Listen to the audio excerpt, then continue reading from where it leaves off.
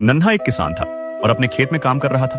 तभी अचानक एक तीर उसकी ओर आया। असल में एक हिरण को कोई मारने की कोशिश कर रहा था। नन्हा समझ गया कि यह हिरण कोई आम नहीं बल्कि प्रसिद्ध सोने वाला हिरण है और हिरण के उछलते ही कुछ सोने के सिक्के झट से नीचे गिर गए। शिकारी को धोखा देने के लिए नन्हा ने जानबूझकर सिक्के आगे फेंक दिए। तभी राजा घोड़े पर सवार होकर कुछ सिपाही के साथ वहां आ गया। उन्हें देखकर पता चला कि हिरण का पीछा करने वाला कोई और नहीं बल्कि खुद राजा था। राजा ने नन्हा से कहा कि वह हिरण को उन्हें सौंप दे। नन्हा ने झूठ बोल दिया कि हिरण तो इस रास्ते से भाग गया। राजा ने सच्चाई जानने के लिए अपने सिपाही को जांच पर भेजा और कहा कि अगर नन्हा झूठा निकला तो उसे शिकार की तरह मार दिया जाएगा।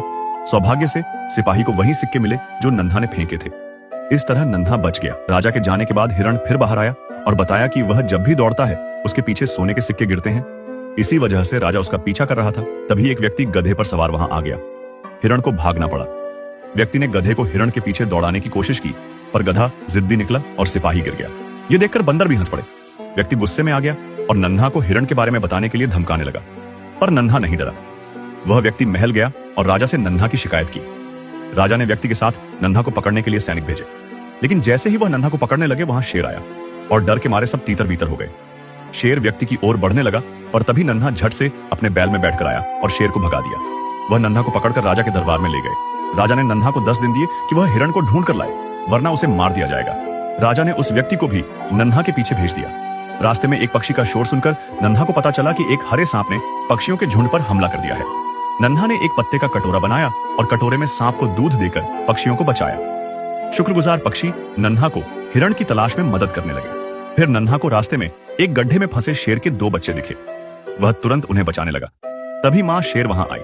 पहले तो नन्हा डर गया, लेकिन जब शेर के बच्चे नन्हा की गोद में खेलने लगे तो मां शेर ने उसका धन्यवाद किया और उसे अपनी पीठ पर बिठाकर हिरण के पास ले गई। शेर और पक्षी की मदद से नन्हा ने हिरण को ढूंढ लिया, लेकिन उसने हिरण को राजा के पास नहीं ले गया, बल्कि उसने कहा, भाग जाओ जितना दूर जा सको।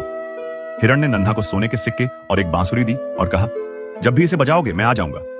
यह सब एक पत्थर के पीछे छिपा जासूस व्यक्ति देख रहा था। नन्हा जब महल लौटा और बिना हिरण के पहुंचा तो राजा फिर से उसे मारने का आदेश देने वाला था, पर उसने थोड़ा समय और दे दिया।